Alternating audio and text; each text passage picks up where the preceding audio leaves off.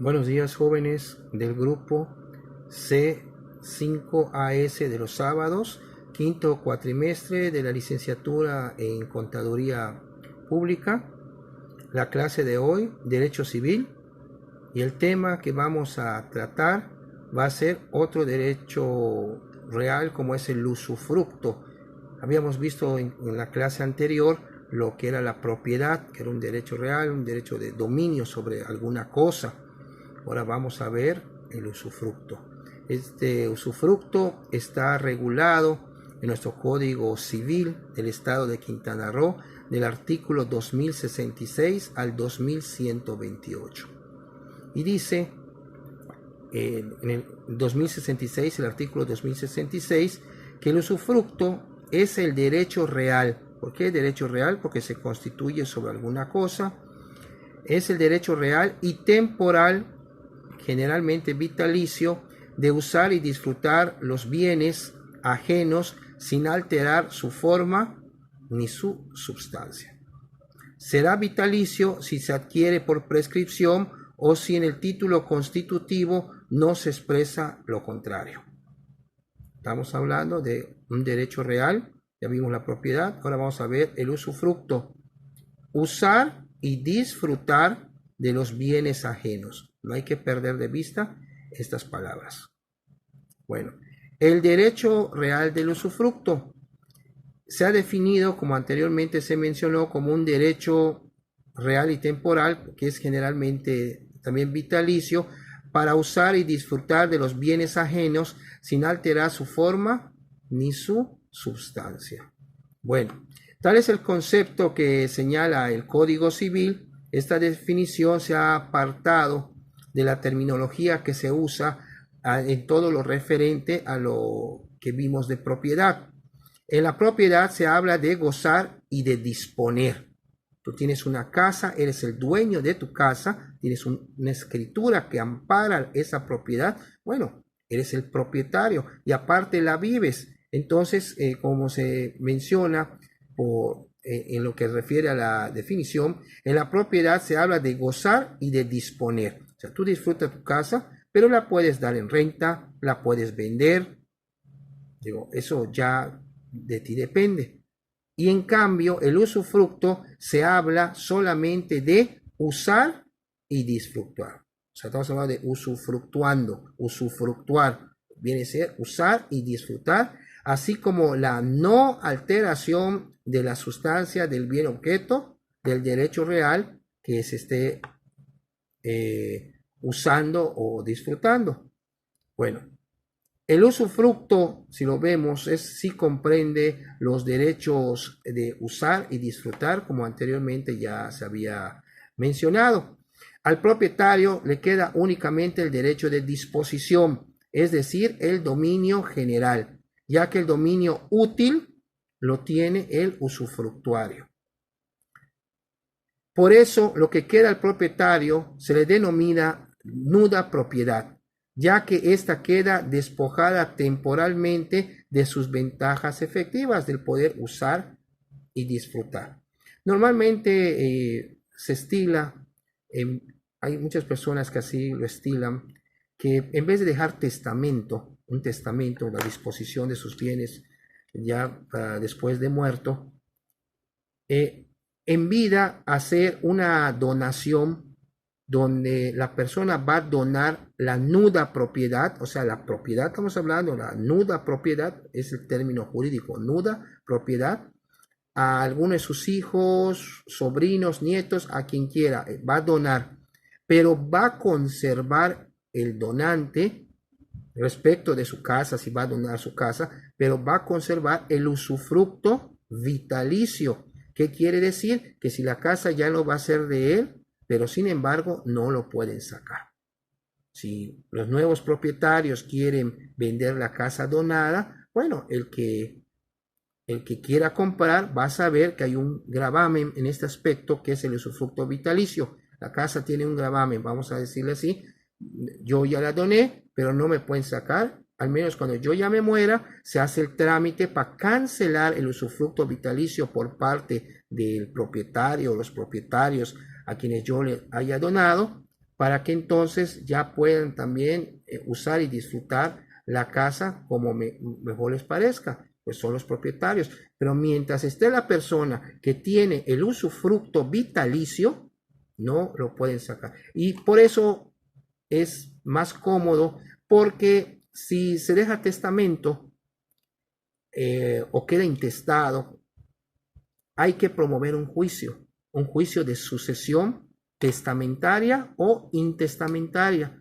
para poderse adjudicar los bienes, pero hay que acreditar la calidad de herederos, nombrar al albacea, después va a venir la relación de qué bienes dejó el difunto, el inventario de estos, los avalúos, cómo va a quedar administrados, y hasta de último viene la adjudicación.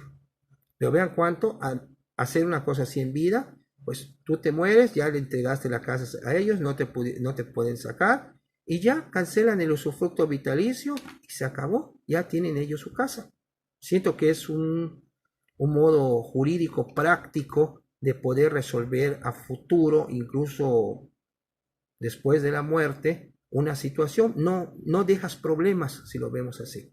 Sí es cierto, con el testamento no se deja porque tú ya dejaste tu voluntad por escrito, pero tienen que promover un juicio para poderse adjudicar los bienes. En ese caso no, ya son propietarios, pero no, el donante se ampara conservando el usufructo vitalicio. O sea, ya doné lo que era mi casa, pero no me pueden sacar, la voy a seguir viviendo hasta el día que yo me muera. Ya cuando me muera, pues que cancelen el usufructo vitalicio.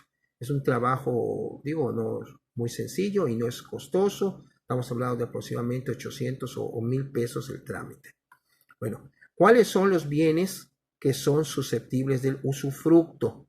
El usufructo puede recaer sobre toda clase de bienes, ya sean muebles o sean inmuebles, corporales o incorporales, es decir, que pueda recaer sobre los derechos de estos.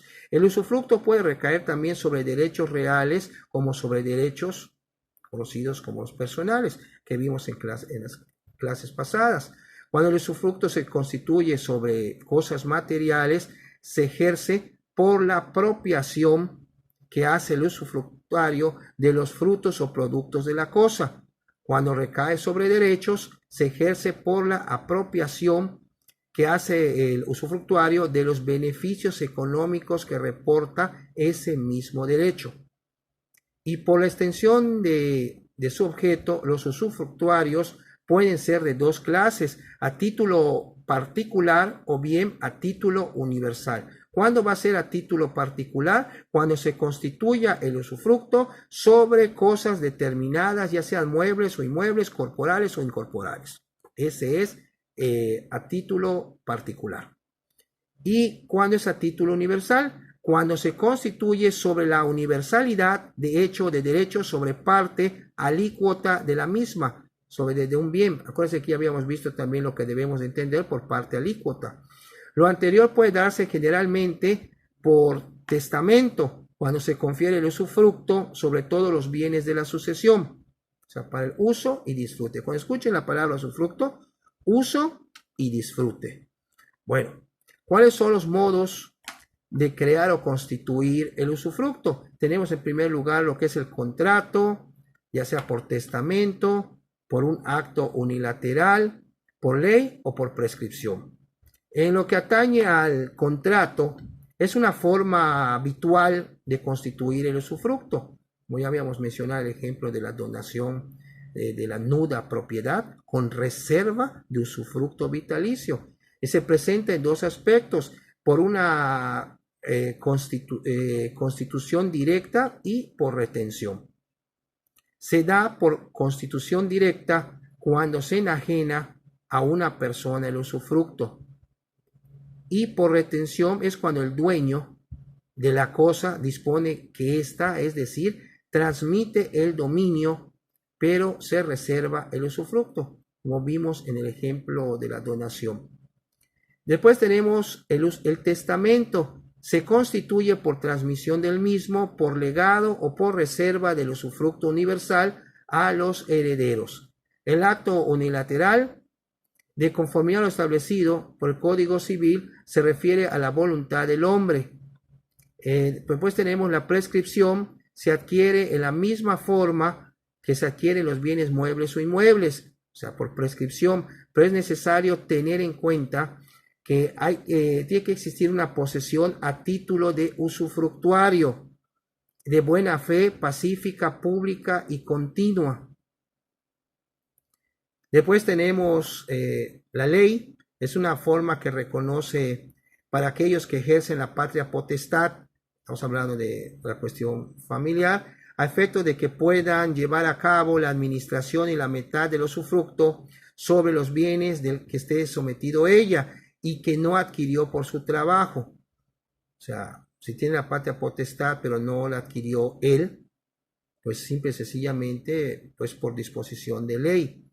Y después tenemos cuáles son los límites de la duración del usufructo.